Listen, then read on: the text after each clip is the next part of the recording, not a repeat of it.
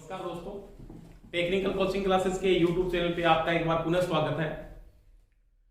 अपने electrician theory का जो क्रैश कोर्स स्टार्ट किया था उसके अपने आज नेक्स्ट क्लास शुरू करने जा रहे हैं। इससे अपने आज किसके बारे में बात कर रहे थे? ताप गुणांक। ताप गुणांक में दोस्तों अपने पढ़ रहे थे ना, ताप गुणांक लिखने का प्रतीक मैंने बात की थी अल्फा 0 से लिखा जाता है, जिसमें आपने ताप गुणांक में एक बात पढ़ ली थी। किसके बारे में पढ़ लिया दोस्तों? पीटीसी के बारे में पढ़ लिया था आपने। पीटीसी एक नंबर बात आपने की थी। धनात्मक ताप गुणांक, जिसमें मैंने बात की थी कि अगर आप टेम्परेचर को बढ़ाते हो ना किसी चालक का, यानी चालकों में कौन सा ताप गुणांक पाया जाता, तो वो धनात्मक ताप गुणांक पाया जाता दोस्तों। जिसमें अपने क्या करते हैं, टेम्परेचर को जैसे ही आप बढ़ाते हो तो रेजिस्टेंस का मान क्या होता है? बढ़ता है। और कैसे बढ़ता है? रैखिक बढ़ता है।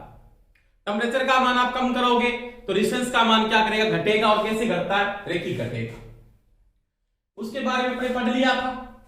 इसमें अपने नेक्स्ट पढ़ने जा रहे हैं, उसमें पढ़ेंगे अपने क्या दोस्तों? पीटीसी को पूरा कर लिया आपने, उसके बारे में पढ़ेंगे अपने एनटीसी, नेगेटिव टेम्परेचर कोफिशिएंट। उसके बारे में दोस्तों अपने बात करते हैं। देखो वो अपने एनटीसी, एनटीसी यानी सेकंड पढ़ेंगे एनटीसी, ऋणात्मक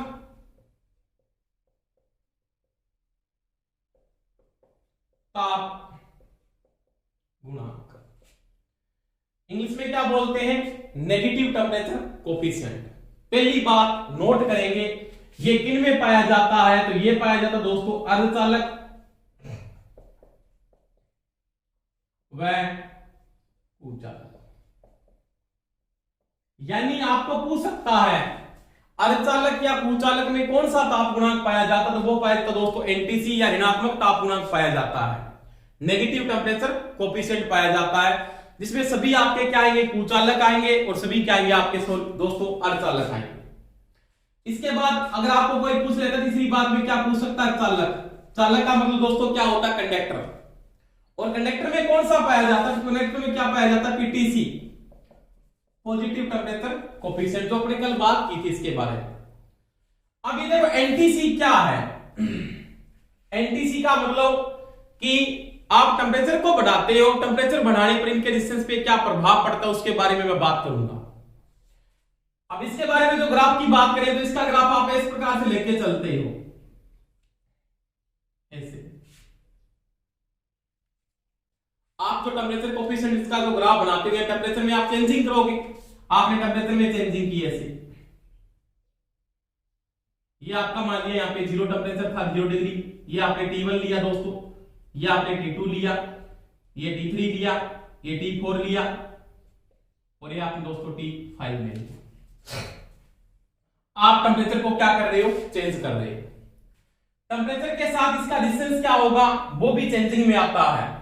और इसका जो ग्राफ होता है वो रेखीय ग्राफ नहीं होता। जैसे यहाँ पे आर के मान में क्या आता? चेंजिंग आती है। जैसे मान लिया यहाँ पे इसका कोई भी डिस्टेंस की वैल्यू लेके चलते, किसी भी डिस्टेंस का मान आपने ले लिया, मान लिया, यानी यहाँ पे आपने लिख दिया दोस्तों R1, R2, R3, R4, कोई भी डिस्टेंस लेके चलते। अब ये जो संबंध है ना कि जैसे आपका टेम्परेचर बढ़ा देते हो आप इसमें, कि जैसे टेम्परेचर बढ़ेगा रेजिस्टेंस का मान दोस्तों क्या होगा? कम होगा। क्या होगा? कम। आप टेम्परेचर को क्या करते हो दोस्तों? कम करते हो तो रेजिस्टेंस का मान दोस्तों क्या होगा? बढ़ जाएगा। परंतु जो ये संबंध है ये कभी दोस्तों रेखिक नहीं होता। रेखिक का मतलब आप टेम्परेचर के साथ रेजिस्टेंस एकदम से ऐसे नहीं कम हो गया, नहीं। टेम्परेचर आपने कम किया, आपने टेम्परेचर को बढ़ाया तो रेजिस्टेंस क्या होगा? एकदम से गिर जाता है, या एकदम से क्या हो जाता है? बढ़ जाता है। तो उसको रेखिक नहीं बोलते। इसका जो ग्राफ होता है वो होता है चरघातांकी, ऐसे ग्राफ चलता है दोस्तों इसका। यानी ये क्या है? विलोमानुपाती है, व्युत्क्रमानुपाती है, परंतु ये रेखिक नहीं है। इसको बोलते हैं ग्राफ को चरघातांकी। इंग्लिश में क्या बोलते हैं? पोटेंशियल डिक्रीज, पोटेंशियल डिक्रीज हो जाना, या बोलते हैं दोस्तों नॉन लीनियर। क्या बोलते हैं? नॉन लीनियरली ग्राफ होता है। यानी टेम्परेचर के साथ जैसे जैसे टेम्परेचर बढ़ाया रेजिस्टेंस का मान यहां पे एकदम से क्या होगा? गिर जाएगा। या रेजिस्टेंस का मान एकदम से क्या होगा, कम हो जाएगा। तो ये जो ग्राफ है इसका चरघातांकी ग्राफ होता है। ये रेजिस्टेंस की वैल्यू है वो टेम्परेचर के साथ रैखिक संबंध नहीं रखती, ये रैखिक विलोमानुपाती नहीं है, ये रैखिक क्या है, ये चरघातांकी विलोमानुपाती होता है। प्रश्न पूछा था दोस्तों, अब की बार सेक्टर के पेपर में प्रश्न आया था, ऐसा पूछा था कि किसी अर्धचालक का तापमान बढ़ा देते हैं, क्या करते हैं, तापमान बढ़ा दिया, यानी किसका, अर्धचालक का, अर्धचालक का तापमान बढ़ाने पर, क्या दोस्तों, तापमान बढ़ाने पर क्या बोलेगा, प्रतिरोध यानी रेजिस्टेंस पे क्या प्रभाव पड़ता है। तो पहला बोलता है बढ़ेगा, दूसरा कहता है घटेगा, और तीसरा कहता है दोस्तों रैखिक घटेगा, और चौथा उसने लिखा दोस्तों चरघातांकी, चरघातांकी घटेगा। उसका जो राइट आंसर था वो घटेगा, और कैसे घटेगा, चरघातांकी घटेगा। ये चीज का ध्यान रखना। चरघातांकी का मतलब मैं बता देता हूं, आपने टेम्परेचर को बढ़ाया तो रेजिस्टेंस का मान यहां पर एकदम से क्या हो जाएगा, गिर जाएगा, एकदम से गिरेगा। जैसे आपके पास एक अर्धचालक है, मान लीजिए सेमीकंडक्टर है, सेमीकंडक्टर में मैंने सिलिकॉन को यूज किया, किसको यूज किया दोस्तों, सिलिकॉन। सिलिकॉन आपके पास क्या है, एक अर्धचालक है, सिलिकॉन। अब सिलिकॉन में क्या सिस्टम है कि जैसे आप टेम्परेचर को बढ़ाओगे, पहले वो कुचालक का काम करता है, बाद में एकदम से क्या बन जाता है, कंडक्टर बन जाता है। वही बात है, ये क्या करे, टेम्परेचर जैसे जैसे बढ़ाया आपने, जैसे टेम्परेचर को आपने इंक्रीज किया, कि जैसे ही आप टेम्परेचर को इंक्रीज करते हो तो रेजिस्टेंस का मान एकदम से या तो गिर जाता है, टेम्परेचर कम करने पर रेजिस्टेंस का मान एकदम से क्या होता है, बढ़ जाता है। तो ये होता है चरघातांकी ग्राफ, या इसको बोलते हैं नॉन लीनियरली। तो ये चीज विशेष ध्यान रख लेना कि जब टेम्परेचर अर्धचालक या कुचालक का टेम्परेचर आप बढ़ाते हो, टेम्परेचर जब बढ़ता है तो आपका जो रेजिस्टेंस है वो क्या होगा दोस्तों, घटेगा। और कैसे घटेगा, चरघातांकी, या उसको बोलेंगे अरैखिक या नॉन लीनियरली। अगर आप टेम्परेचर को कम करते हो तो रेजिस्टेंस क्या होगा दोस्तों, टेम्परेचर कम करने पर रेजिस्टेंस क्या होगा दोस्तों, बढ़ेगा। और कैसे बढ़ेगा, चरघातांकी बढ़ेगा, या इसको बोलेंगे पोटेंशियल डिक्रीज हो जाना, पोटेंशियल डिक्रीज होना, चरघातांकी, या बोलते हैं नॉन लीनियर, या क्या बोलते हैं अरैखिक बोलते हैं। इसका ग्राफ रैखिक नहीं होता, ये होता है अरैखिक ग्राफ है। तो ये चीज का ध्यान रख लेना आपने। तो ये किसकी बात है, ताप गुणांक का कौन सा, एनटीसी की बात पूछेगा अपने को। पीटीसी में आपके पास क्या है, रैखिक संबंध है। पीटीसी में आपने टेम्परेचर को बढ़ाया, रेजिस्टेंस रैखिक बढ़ेगा, टेम्परेचर कम किया, रेजिस्टेंस आपका रैखिक क्या होगा, कम होगा। परंतु एनटीसी में ध्यान रहे, जब आप तापमान को बढ़ाएंगे, जब आपने तापमान को बढ़ाया रेजिस्टेंस कम होगा, कैसे कम होगा, चरघातांकी कम होगा। टेम्परेचर आपने कम किया, रेजिस्टेंस क्या होगा, बढ़ेगा, कैसे बढ़ेगा, चरघातांकी बढ़ेगा, जिसको अपने बोलते हैं नॉन लीनियरली, या बोलते हैं पोटेंशियल डिक्रीज हो जाना। तो ये चीज का ध्यान रखना, पोटेंशियल डिक्रीज होगा या होगा नॉन लीनियरली। तो सभी अर्धचालक और कुचालकों में कौन सा ताप गुणांक पाया जाता है, तो वो पाया जाता है दोस्तों कौन सा, एनटीसी पाया जाता है। और चालकों में कौन सा पाया जाता है, पीटीसी। तो ये बात किसकी की आपने, एनटीसी और पीटीसी की बात की थी कि पॉजिटिव टेम्परेचर कोएफिशिएंट किसमें पाया जाता है और नेगेटिव टेम्परेचर कोएफिशिएंट किसमें पाया जाता है। आगे देखो, इसके बाद देखो अपनी बात की, एनटीसी और पीटीसी की बात अपनी पूरी हो चुकी। उसके बाद देखो दोस्तों एक बात करते हैं, कुछ धातुएं ऐसी हैं जिनका ताप गुणांक क्या होता है, नगण्य, यानी जिनके ऊपर ताप गुणांक का प्रभाव नहीं पड़ता। कुछ धातुएं आपके पास ऐसी है जिनके रूप में धातुओं को अपने क्या करते हैं, यूज करते हैं दोस्तों। तो उन धातुओं का नाम एक तो अपने यूज करें दोस्तों मैग्नीज, या किसका उपयोग किया जाता दोस्तों, यूरेका। यूरेका को कांस्टेंट भी कहा जाता है। तो ये धातुएं ऐसी हैं जिनका तापमान के ऊपर प्रभाव नहीं पड़ता या नगण्य पड़ता है। बहुत बार प्रश्न आता दोस्तों कि ऐसी कौन सी धातु है जिसका टेम्परेचर कोएफिशिएंट या ताप गुणांक लगभग शून्य पाया जाता है। तो उन दोनों में आपको ये ऑप्शन मिलता है, इसकी जगह वो कांस्टेंट भी कई बार लिख देता है। और इनका अपने उपयोग करते हैं दोस्तों, इनमें मीटरों में उपयोग किया जाता है। मीटरों में आप सेंसिबिलिटी हाई करने के लिए, जिनके अंदर अपने पास कि पैमाना आपका बिल्कुल क्या है, सुगराई आए, तो उनके लिए अपने वोल्ट मीटर की और एम्पीयर मीटर की रेंज बढ़ाने के लिए मल्टीप्लायर और किसका उपयोग करते हैं, जब शंट का उपयोग करते हैं तो वो किसके बने होते हैं, इन्हीं के अपने बनाते हैं। और बहुत बार प्रश्न पूछता है कि मल्टीप्लायर में कौन सी धातु का उपयोग किया जाता है, या शंट बनाने के लिए कौन सी धातु का उपयोग किया जाता है। शंट फील्ड की बात नहीं कर रहा दोस्तों, शंट की बात कर रहा हूं।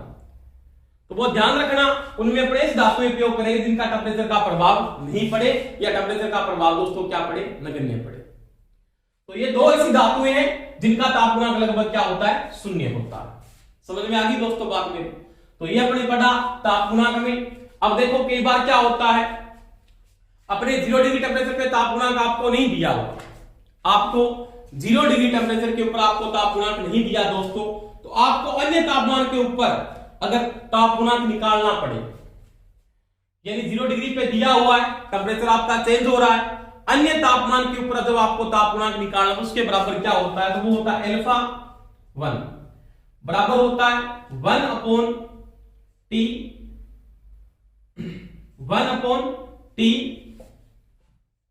1 बटा अल्फा 0, इसके बराबर ये संबंध है। अल्फा 1 क्या है, अन्य तापमान के ऊपर ताप गुणांक, T क्या है, तापमान अंतर। अल्फा 0 क्या है, 0 डिग्री सेंटीग्रेड पर ताप गुणांक, और अल्फा 1 क्या है, अन्य तापमान पर ताप गुणांक। ये दोनों का संबंध है कि जैसे आपका टेम्परेचर चेंज हो जाता है, तो टेम्परेचर चेंज होने के कारण आपके अल्फा में क्या होते हैं, डिफरेंस आ जाता है, उसके अल्फा में चेंजिंग आएगी। तो अगर आपको 0 डिग्री टेम्परेचर का ताप गुणांक पता है, तो अन्य डिग्री का ताप गुणांक, सिंपल मैं बात करूं, किसी धातु का 0 डिग्री सेंटीग्रेड पे ताप गुणांक का मान 0.0043 प्रति डिग्री सेंटीग्रेड है, तो 50 डिग्री सेंटीग्रेड पे क्या होगा, तो मैं इसके द्वारा क्या कर सकता हूं, ज्ञात कर सकता हूं। तो ये दोनों का संबंध है कि अन्य तापमान पे आप ताप गुणांक को कैसे निकालेंगे, जब आपको क्या हो, 0 डिग्री पे दिया हो। अगर आपको 0 डिग्री पे नहीं दिया हुआ है, अन्य पे दिया है, तो आप इसको निकाल सकते हैं। तो इन दोनों का संबंध है, ये नोट कर लेना, अगर कोई समस्या आए तो मेरे को बता देना। अब देखो कुछ धातु ऐसी है जो आपकी परीक्षा की दृष्टि से इंपॉर्टेंट है, उनके मैं विशेष ताप गुणांक के लिखने जा रहा हूं, वो आप नोट कर लेना साथ साथ में दोस्तों। देखो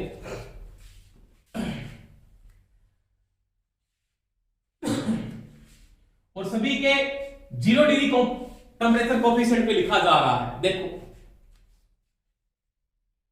0 डिग्री सेंटीग्रेड पर धातुओं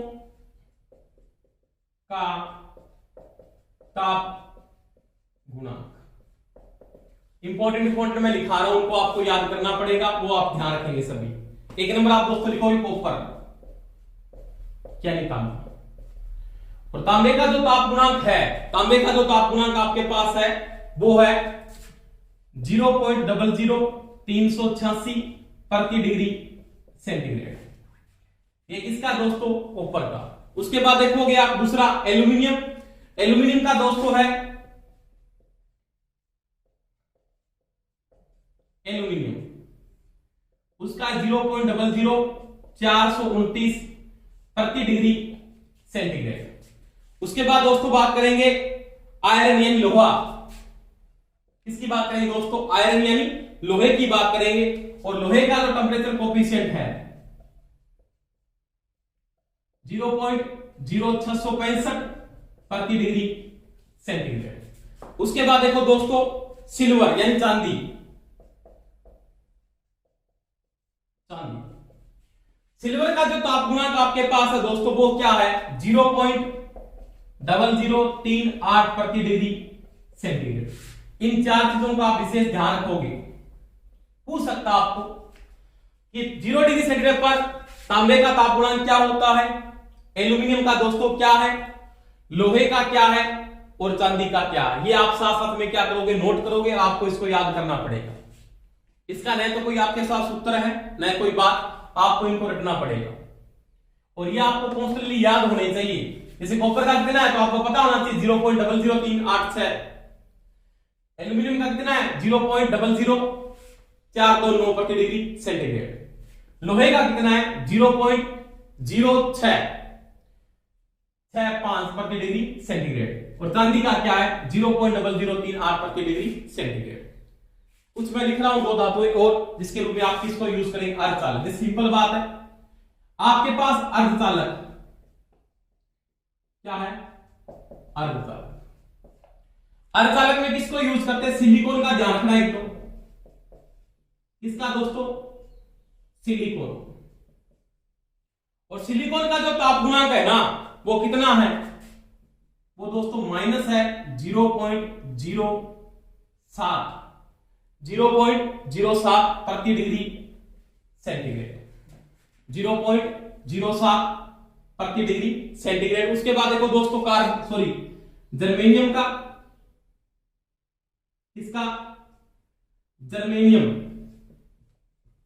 इसकी बात करेंगे जर्मेनियम। और जर्मेनियम का दोस्तों कितना है -0.05 प्रति डिग्री सेंटीग्रेड। उसके बाद ध्यान रखना एक और चीज है कार्बन। किसका कार्बन का। और कार्बन का है -0.0005 प्रति डिग्री सेंटीग्रेड। और एक चीज इसके अंदर और नोट कर लेना 5 नंबर में मैग्नीज। और मैग्नीज का ताप गुणांक होता है 0.00002 प्रति डिग्री सेंटीग्रेड। यानी 5 जीरो लगने के बाद आपके पास वैल्यू क्या आएगी दोस्तों 2 आती है। इसका मतलब इसका जो ताप गुणांक है वो क्या है नगण्य है। अब ध्यान रख लेना सिलिकॉन का आपके पास 0 माइनस में है क्योंकि ये एनटीसी के अंदर पाए जाते हैं तो ये नेगेटिव में आएंगे। और ये इसमें पाए जाते हैं दोस्तों ये पीटीसी के हैं। किसके हैं पीटीसी के। तो ये चीज नोट कर लेना कि सिलिकॉन का कितना है आपको याद होना चाहिए, जर्मेनियम का कितना याद होना चाहिए और कार्बन का कितना याद होना चाहिए। चालकों में अपने को चालकों का याद रखना है। तब मैंने बात की थी मैग्नीज का ताप गुणांक नहीं लेते भाई से पूछ सकता है वो तो बहुत नगण्य मान है। पॉइंट लगने के बाद 5 जीरो फिर क्या लिखेंगे 2। इसका मतलब नगण्य होने के कारण इसका ताप गुणांक न के बराबर लिया जाता है। तो ये दोस्तों किसकी बात की थी ताप गुणांक की। तो ये था ताप गुणांक टॉपिक आपका। इसमें कोई समस्या है तो मेरे को बता देना सर जी ये समझ में नहीं है हमारे टॉपिक। इन चीजों को आपको रटना पड़ेगा। इससे पहले मैं टॉपिक आपको समझा दिया है। पीटीसी क्या होता है दोस्तों रैखिक समानुपाती होता है। एनटीसी क्या होता है दोस्तों चरघातांकी विलोमानुपाती होता है। या पोटेंशियल डिक्रीज क्या होता है विलोमानुपाती या व्युत्क्रमानुपाती होता है। विलोमानुपाती को प्रतिलोमानुपाती भी बोल देते हैं। तो ये बात थी पीटीसी और एनटीसी की। धन्यवाद। आपको क्लास अच्छी लगी हो तो इसको सब्सक्राइब करें, शेयर करें, लाइक करें। धन्यवाद।